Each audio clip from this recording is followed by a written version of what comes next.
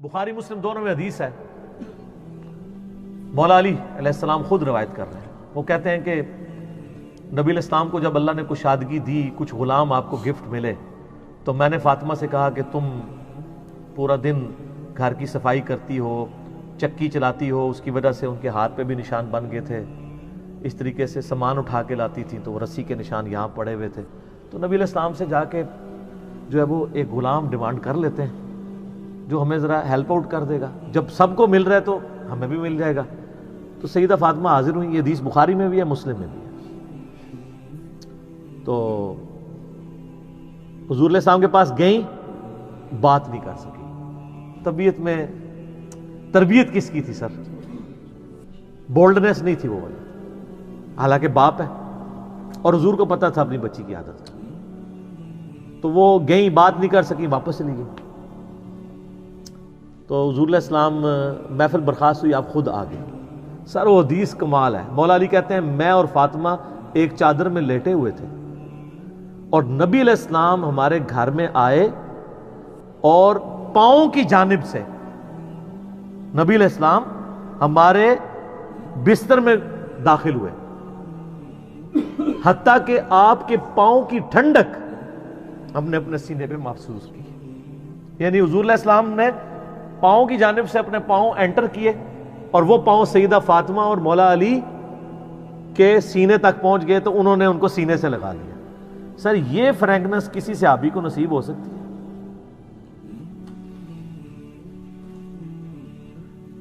تو آپ نے فرمایا وہ فاطمہ تم آئی تھی، کوئی کام تھا؟ سیدہ فاطمہ سے پھر بھی بات نہیں نکلی. حضرت علی کہتے ہیں میں نے نا پھر کہا یا رسول اللہ وہ میں نہیں بھیجا تھا، پورا دن کام کرتی ہے. آپ کی بیویاں کہتی ہیں ہماری کوئی ذمہ داری نہیں ہے. یہ بھی تو بیوی تھی نا. بخاری مسلم میں حدیث ہے جنتی عورتوں کی سردار ہے فاطمہ سلام اللہ علیہا. تو میں نے غلام کے لیے عرض کیا تھا یہ تھک جاتی ہے ہمیں ہیلپ آؤٹ کر دے گا. آپ علیہ السلام فرمایا میں تمہیں سے بہتر نہ چیز عطا کروں؟ کہ یا رسول اللہ عطا کرے. یعنی آپ لوگ تو سمجھ رہے ہوں گے کہ غلام مانگا ہے تو شاید ایک گھوڑا بھی ساتھ گفٹ مل جائے گا. ان کا جب رات کو بسترے پہ جانے لگو نا تو 33 دفعہ سبحان اللہ، 33 دفعہ الحمدللہ اور 34 دفعہ اللہ اکبر پڑھ لیا کرو. یہ تمہارے لیے اس غلام سے بھی بہتر ہے. یعنی سارے دن کی تھکاوٹ اتر جائے گی. سر یہ بہت بہترین وظیفہ ہے. تو اچھا یہ حدیث مولا علی پوری زندگی سنایا کرتے تھے کیونکہ حضرت فاطمہ اور مولا علی کی ایک محبت بڑی مثالی تھی. پھر لوگ بھی جو ہے نا وہ مولا علی سے پوچھا کرتے تھے وہ فاطمہ والی حدیث تسبیح فاطمہ، اسے تسبیح فاطمہ اسی لیے کہا جاتا ہے.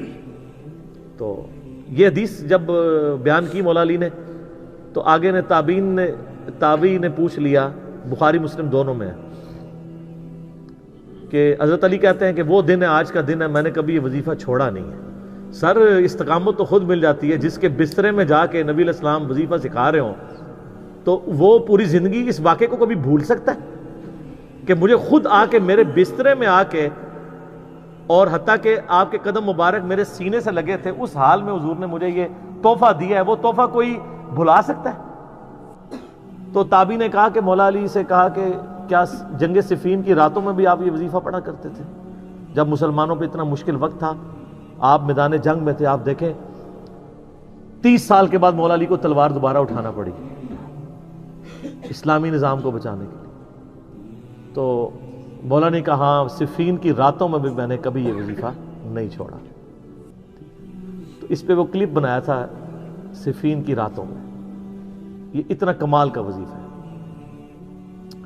اللہ تعالیٰ ہمیں اس وظیفے پہ استقامت دے اور کچھ نہ کر سکیں یہ ضرور کیا کریں. بخاری مسلم میں حدیث ہے، عائشہ کہتی ہیں نبی علیہ السلام نے فرمایا کہ اللہ تعالیٰ کو سب سے بڑھ کر محبوب عمل وہ ہے جو مستقل مزاجی سے کیا جائے خواہ تھوڑا ہی کیوں نہ ہو، بنسبت اس عمل کے جو بہت زیادہ ہو لیکن مستقل مزاجی سے نہ ہو.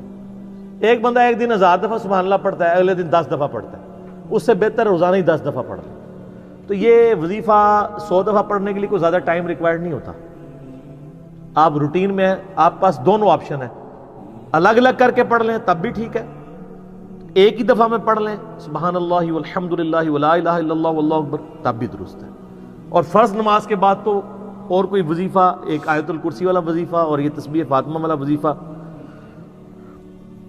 اور تکبیر بلند کرنا، استغفار پڑھنا، اللہم انت السلام منک السلام، سارے اذکار اس میں لکھے ہوئے ہیں۔ چند ایک وظائف تو ضرور پڑھیں، اور اس میں یہ والا وظیفہ کبھی نہ چھوڑیں، یہ بہت ایکسٹرا آرڈنری